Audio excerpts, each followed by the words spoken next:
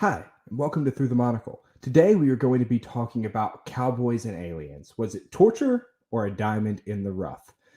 As always, I'm your host, Grant Ingram, and joining me today is my good friend Grant Skillen. How are you doing, Grant?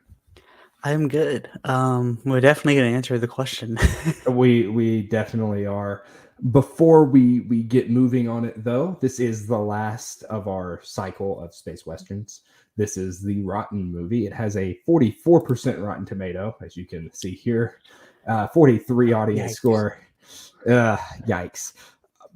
And we're about to get into it, but first.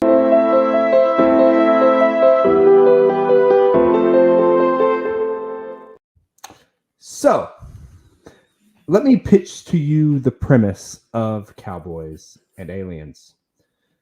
Han Solo, James Bond. James Bond wakes up in the desert, not knowing who he is, with a weird metal thing on his wrist, goes into town and ticks off the Riddler.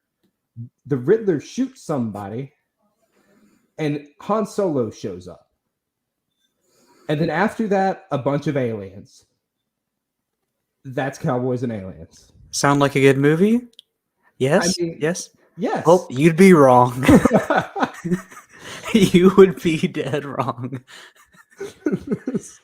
This Honestly, the first 20 minutes are not bad. If this was a TV show and the first 20 minutes is an episode, people are going to go, "Oh, this is a really good episode."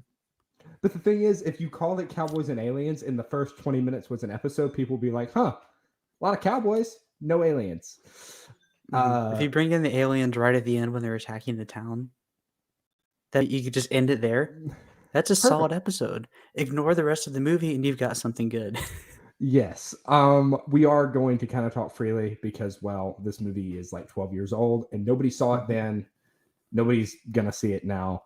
If you want to watch it, you can, and feel free to come back. But yeah. So we have thoughts. Yeah. Yeah. I will I'm going to kind of take the lead here like a true host, and I personally really liked the cowboy movie that lasted 20 minutes. This movie is two films that they mashed together to make one monstrosity. The first 20 minutes was fantastic. It was a good Western. And it had Harrison Ford in it. Who doesn't like Harrison Ford? We've seen him now in the new Yellowstone spinoff. They're making one of those a week. And then, everybody likes Harrison Ford. It has Daniel Craig. Everybody loves Daniel Craig. The man can't make a bad movie, right? Oh, and it's directed by the guy that did Iron Man, Jon Favreau. Oh, this is a slam dunk. And it was for 20 minutes. 20 minutes in, I really liked it. I'm like, this seems like a Django. And then all of a sudden, aliens. I'm gonna cite one fact that's gonna tell you everything you need to know about this movie. The budget for this movie was $163 million, which checks. You've got James Bond, you've got Daniel Craig, you've got Harrison Ford. You got to pay them, right? $163 million. Grant, I know you know the answer, but how much would you guess this movie made? Well, with that cast and Jon Favreau directing, it's got to make $700-800 million, right? Well, the 7 is a number, but it's the second number. The first one's a 1. This movie made $174,000. $174,000 last week. It was close. Yeah, it made $174 million on $163 million budget with, as we mentioned, Daniel Craig, Harrison Ford, and Jon Favreau. And if you're keeping track here, this is 3 movies in a row that we've covered that only made $10 million. There's also a couple of other connections. Number one, this movie is the reason that John Carter didn't get marketed. Disney got scared. And then number 2, you were saying that the guy that played Zim, I believe you said his name was Clancy Brown. Mm-hmm. The guy that played Zim in Starship Troopers, which we reviewed last week. If you haven't watched that, go watch it. Yeah. He is in this movie as a pastor. So we've got that recurring theme, and then we have what Grant mentioned, where this movie is why John Carter didn't get marketed. So we have a little connection here we didn't even realize when we first made the list. And that's about where the coolness of this film ends. This movie committed a cardinal sin that it should be impossible for a movie about aliens and cowboys fighting to commit. It was boring. Nothing happened for an hour and a half in the middle of the movie. Yeah. And then something happened, but nobody cared. Um, Yeah. yeah. So Grant, I know you had script complaints. Do you? Yeah, so I don't have a specific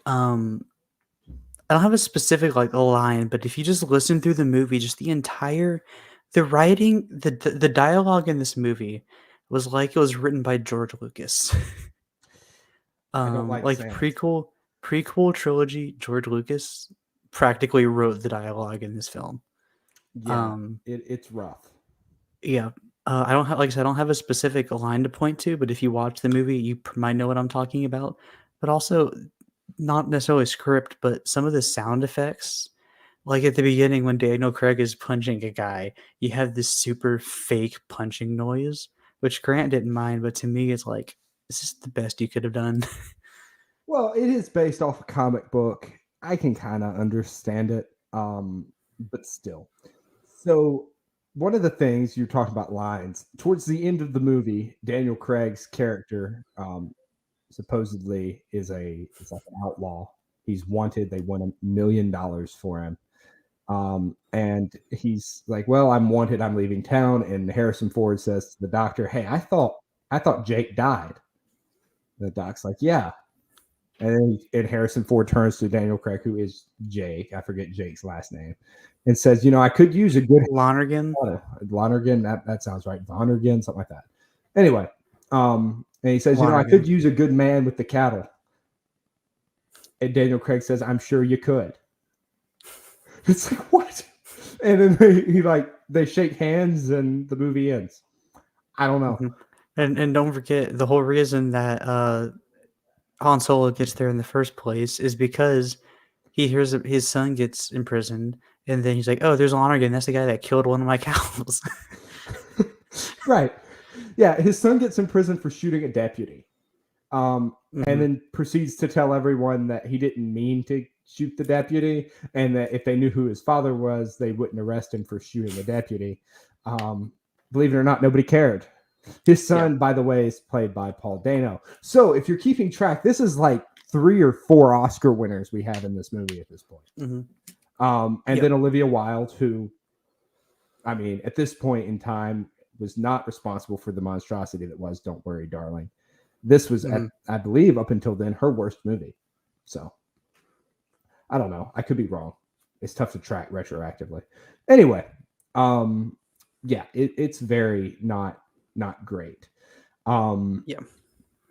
Again, though, the cowboy part's cool. It's fun. It's shot like a western from 1970. Like it looks like Bonanza. And then all of a sudden, Michael Bay apparently stiff arms his way in, and everything explodes. Yeah, so the general plot line of the story is you kind of start it's in a sense almost like John Carter where you start at one point and then it goes back if I'm remembering correctly. Yes. Um where you start at the point where the timeline of how stuff actually goes is he goes and gets some gold. There's some aliens who want the gold. They come steal the gold, steal his wife and take him too. And they kill the wife and they're doing tests on him and he gets the bracelet and gets away. And then he wakes up out in the middle of nowhere with this thing on his wrist and a stab wound in his chest, not knowing anything because he lost his memories. And that's where you start. So then you see him fighting, killing some people, getting back to the town. And then that's where you get the whole scene with Percy, I do want Han to say Solo's son. if you're keeping track, just in that first part of the movie, That's a lot of damage. it's kind of rough. He just Mhm. gets absolutely beaten up. But again, that first part of the movie really happens in the middle of the movie, Mhm. and Yeah. you can see why Disney started to sweat when they're like, "Huh, they shot this one like we just did that new movie we're working on.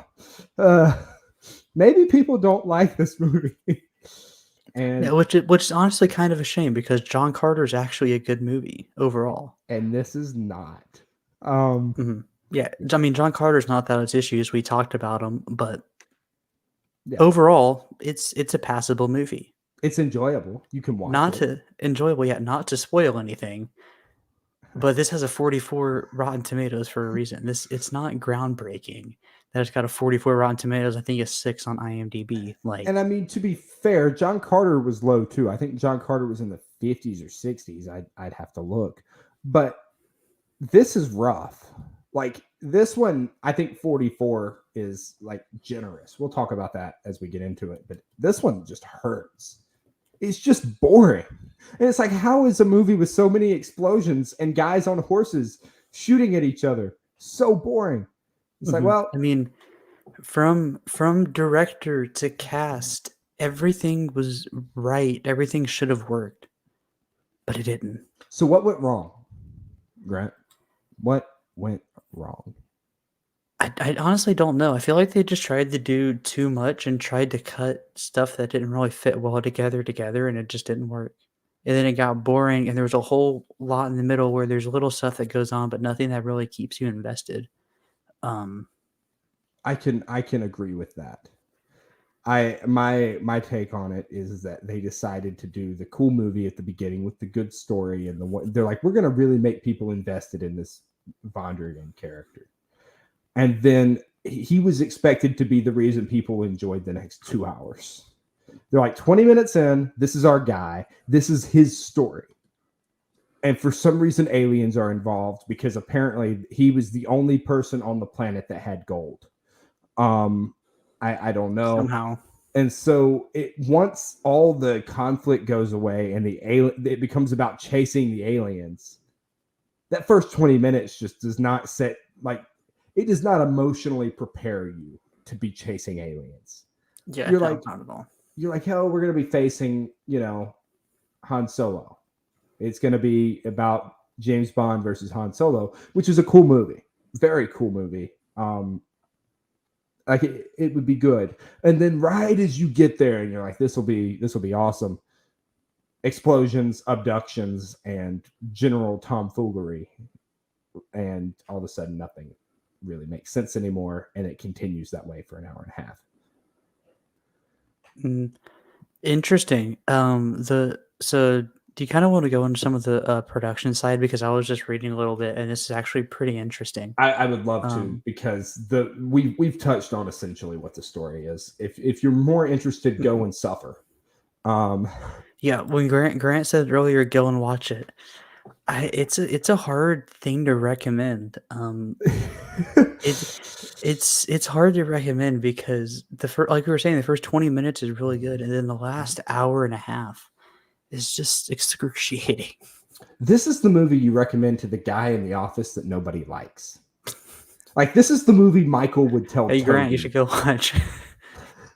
I'm foreshadowing here, but this is the movie Michael would tell Toby he needs to see.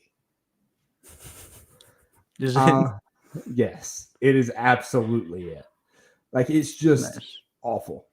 I mean, it's not literally like in the show, but it's that type of movie. So anyway, you were saying about the production? Yeah, so a little bit of the detail I see in here, which is fascinating, is that Robert Downey Jr. was originally part of the cast. And he was Daniel Craig's role. And he's the one, he told Jon Favreau about it while they were filming Iron Man. I think it was Iron Man 2. And Jon Favreau got involved. And then that was in September of 2009. And then January 2010, Downey left to go do Sherlock Holmes.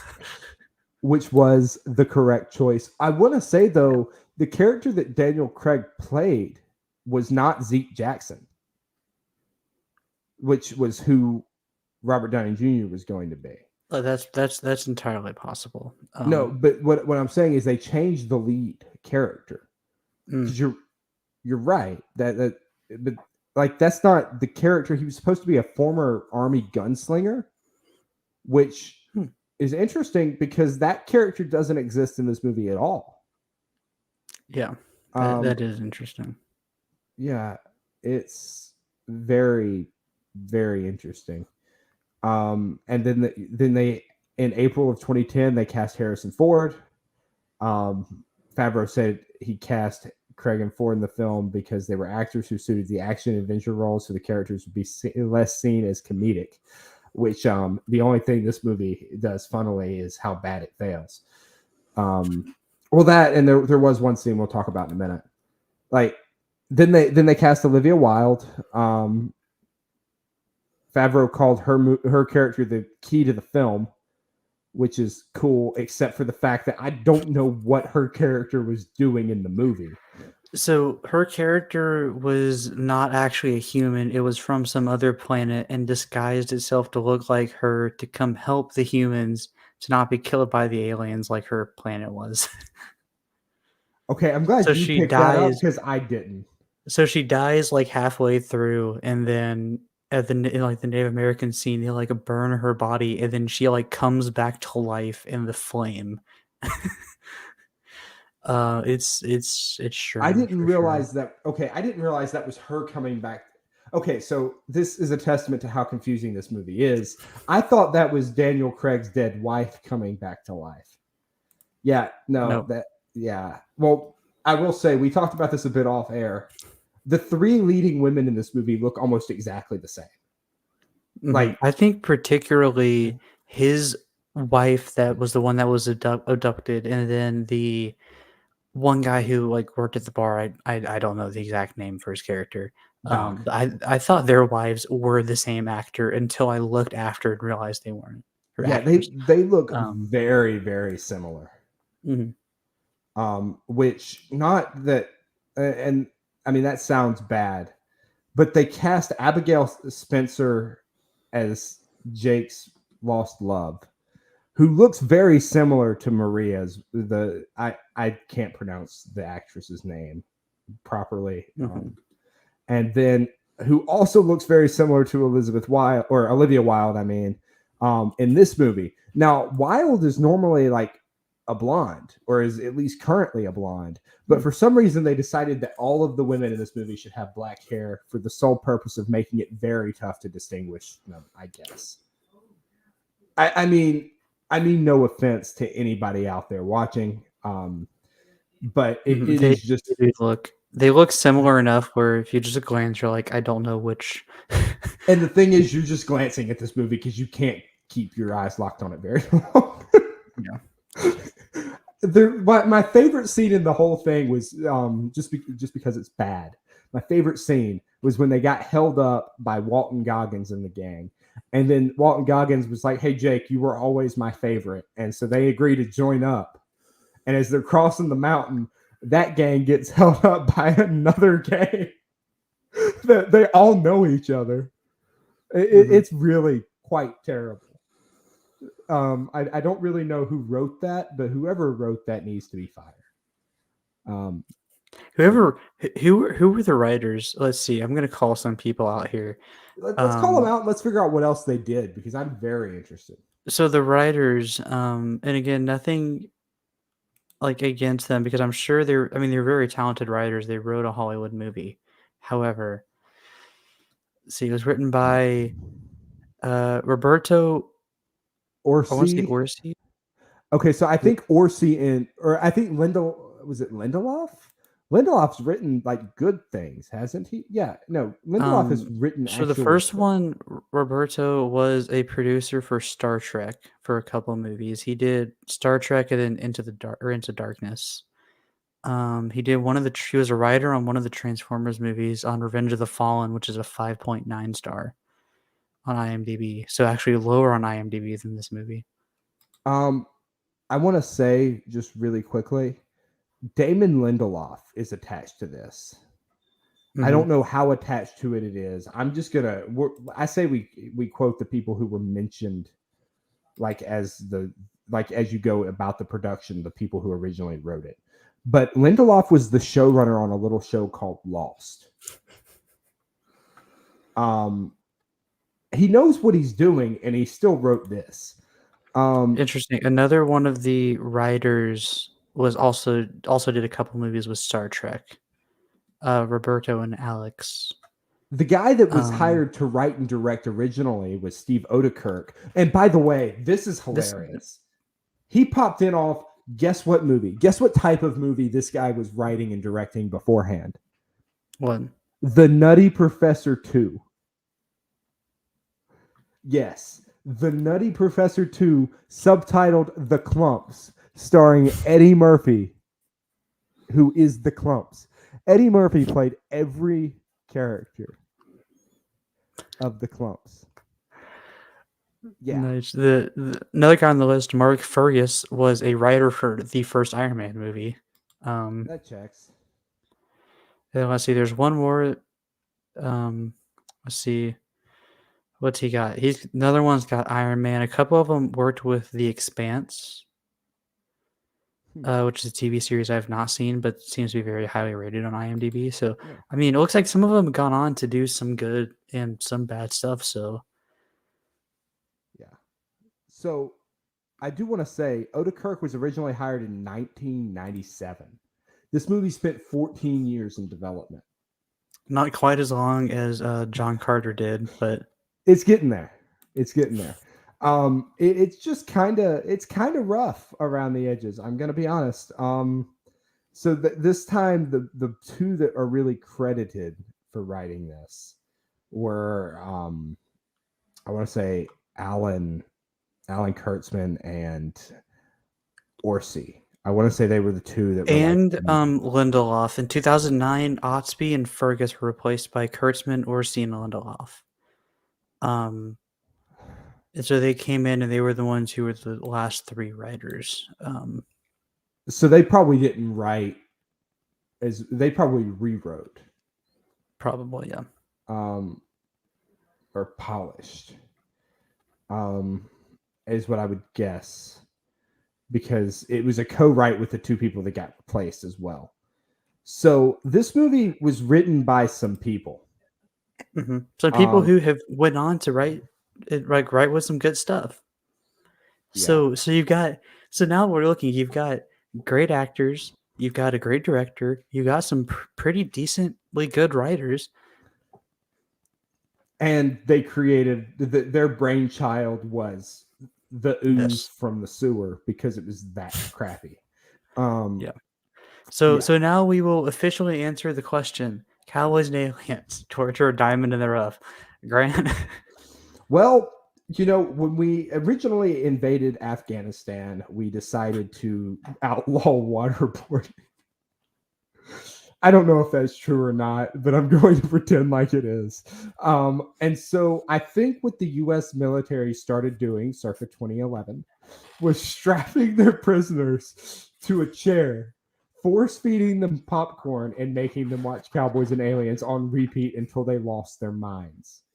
Which only took is one about watch. half. It's about half the movie.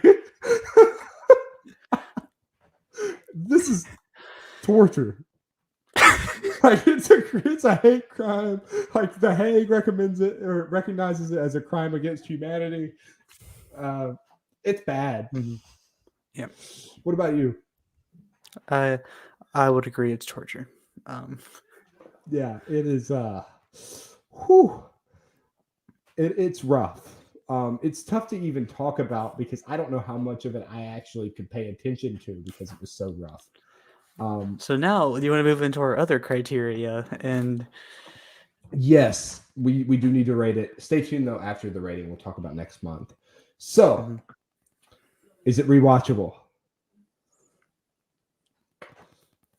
No, it is not rewatchable. Is it overrated or underrated? Overhated. I think it's absolutely. I think it was overrated or overhated. Yeah, is it overrated or overhated? I think it's underhated. Like I think 44 is high. Yeah. As crazy as it sounds, it might be overrated out of 44 on Rotten Tomatoes, if that's possible. It's very much like I don't know if you've ever watched paint dry, but about halfway through the movie, when I forced myself to put my phone in a different room so I could would try to watch the movie, I was like literally watching water evaporate because it was more entertaining than watching this snooze fest. Mm-hmm. Which again, it's a movie about cowboys and aliens starring Han Solo and James Bond. How is it boring? Yeah. I don't know how they managed it, but they did. Next criteria: did they do what they set out to do? No, probably not. Unless they set out to create a torture device for use in Afghanistan. And last and certainly least, is this movie a pass or is it a fail? It's a fail. It's got to be a fail. It is so bad. Like if we were Yeah. doing a letter grade system, this one would be like a Z. It is that bad. It's not good. It's very not good. and it's the craziest thing to me is it's hard to point to one moment and go, this is like what's awful and makes it so awful. It's just after you get past the 20 minutes, it's just an entirely different movie. Yeah. And it tries to go back. Like the aliens aren't in it enough to be in the movie, but they're not out of it enough to make it a cowboy movie. So they just pop up to ruin everything, which is exactly what happened. Yeah. So for the first time in the history of Through the Monocle, we have a movie that is a fail unanimously. And That's a lot of damage.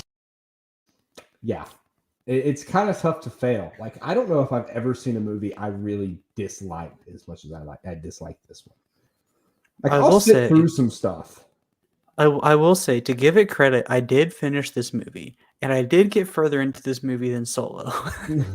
Which we'll get into at some point down the line. That's a guarantee because I'm going to force Grant to put toothpicks under his eyelids so he can stay awake for that. Grant's gonna force me to finish it. For those who haven't listened to our other show, I've talked about it before. I've attempted to sit down and watch Solo 5 times, and I've never gotten more than 5 minutes into it because I just can't. Which is sad because the last, movie is the best part of the movie.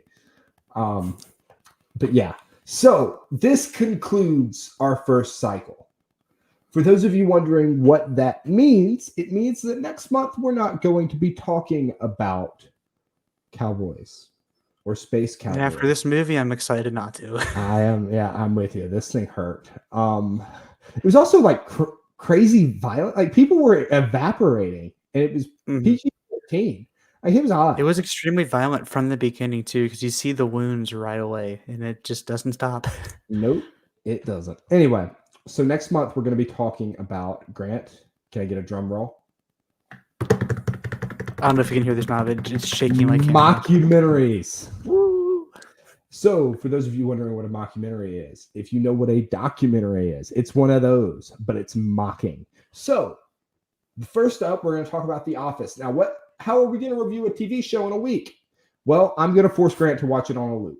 We're going to sit down and watch every episode. No! We're asking you.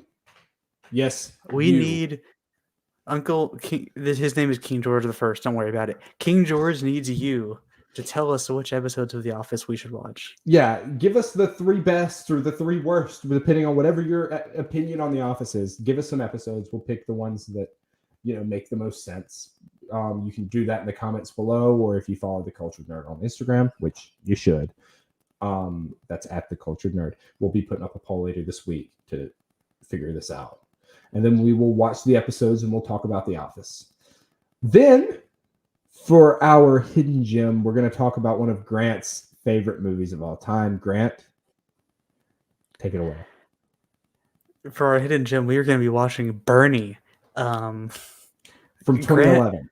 From 2011. Grant, so this was, for reference, this was, I believe, the 3rd episode ever on our other show. And the second episode I did, and Grant was like, hey, we're going to review this movie called Bernie. I'm like, what the heck is Bernie? Which is probably what you're asking now. It's sort of, what do we call it? A dark comedy based off of like an actual murder that happened out in Texas. But it's hilarious. It's got Jack Black. It's got Matthew McConaughey. It's got Shirley MacLaine. Sounds right. I'm forgetting her last name. I think might be wrong about that, but it is one of the funniest movies I've ever seen, and one of my favorite movies I've ever seen. Yeah, it is. It's you'll enjoy it. It's a good hidden gem. And then we're going to be talking about, for our cult classic, Best in Show, which we'll get to. I know Grant hasn't seen it. I don't want to ruin the suspense, but it's a cult classic. And then our 4th movie, we don't know. We've got a couple of ideas. This is the Certified Rotten. This is the torture me, make me want to like throw away my eyeballs, make it hurt movie. So we're asking again for your assistance. If you will suggest some awful movies for us to watch, the more painful, the better. we will do that. And you know what? We'll shout you out on that episode if we choose your movie. Yeah, and then if in case you haven't noticed, March does have a 5th week. We're going to do something on that 5th week. I've got a couple of strings I'm trying to pull to maybe talk to one of the actors that was in one of these movies we're coming up on. Or maybe we'll bring on Taylor or somebody from the Cultured Nerd to talk about something. We're going to figure that out. We'll let you know here in a week or two. We're still kind of rolling through. But yeah, mockumentaries. Be sure to let us know what you think of The Office and what episodes we should watch. And be ready to come back and hear us talk about it next week. Anything else we should say today, Grant? All right. Thank you to anyone who's still here. We appreciate you. Yes. And if you are still here, that must mean you've enjoyed listening to Two Grants rant. And if you've enjoyed listening to Two Grants rant, why don't you help us keep the lights on? You can go to patreon.com/theculturednerd to give us your money. You can go down, you can support the network, and you just click on the Cultured Nerd Network, and that will go and help pay for all this wonderful software we're using. You can support our show specifically, and that helps me and Grant eat lunch occasionally. Yeah, you can just click on through the monocle, and that's how you can throw your money at the screen. As always, I've been your host, Grant Ingram. And I've been your co-host, Grant Skillen. Thank you to each of our Patreon supporters, and thank you to Jose for the logo. And Taylor for the intro. Can't forget that. Yep.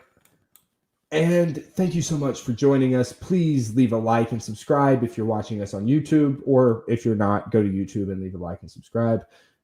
Use this left QR code right here to check out The Cultured Nerd, and use this right QR code to check out our other show, which we mentioned today more than we usually do.